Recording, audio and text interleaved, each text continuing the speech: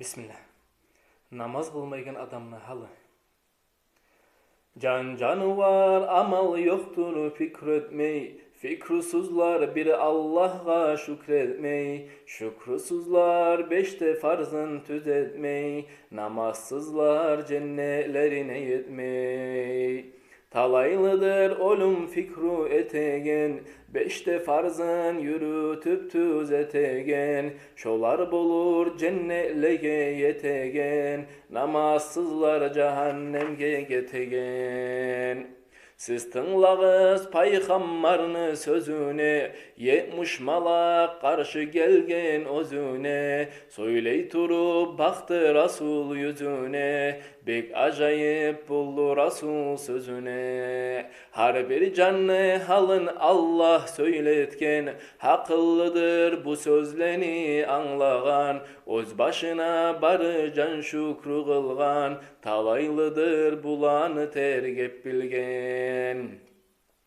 Malayikler ol Rasul'a anlatkan, bu surmallar şükrü maktav deb aytkan. İslam dinine etip bizin yaratkan, ermel etip sen bizin yaratmagan. Ermel aytkan, ermeli men bilemen, men ermeli bolmağıma razimen. İnsan etip cühud dinne etmegen, Allah'ıma şükrü maktav kılaman.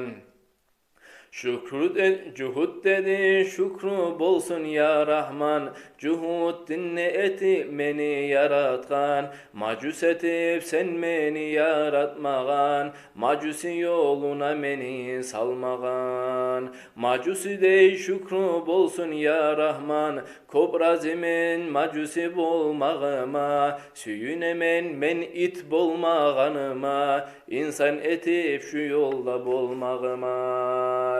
Son Allah'a şükrü etip it aytkan, domuz etip sen meni yaratmagan.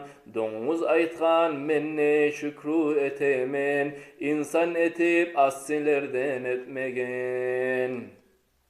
İnsan olup farz sünnetin koygunça, namaz kılmay Allah'a seb olgunça. Domuz bolup ölmekligin kop kolay, namazsızlar kalır cehennem yallay. Barı alam şol mahşarga baracak, sirat mizan salıp hukmu kuracak. İt domuzlar toprakka aylanacak, namazsızlar şolaga suqlanacak. Barı namus gelip insanna toktay, farz sünnetin koya Allah'tan korkmay. Amal yoktur olar cehennem barmay, it domuzlar ahiratın oylamay. İnsan olup beşte farzını koyganğa, nalat verir canı var barıda. Tavrat'ta da, İncil'de de, Zabur'da, oğar mal'un negen bizim Kur'an'a. Ol Habibin köp yılattı gözlerin, anlağanna it domuzunun sözlerin. Her kim gerek tüzlemege özlerin, namaz kılıp sucda kurup yüzlerin. Namaz kılıp beşte farzı sucde etse, İslam dinine bolmaklıkka şükretse. Şokuyunne olup dünyadan geçse, şolgur yaray cennetlerine girse. Allah nasip etse, Allah bizge de sıylı cennetlere girmeye.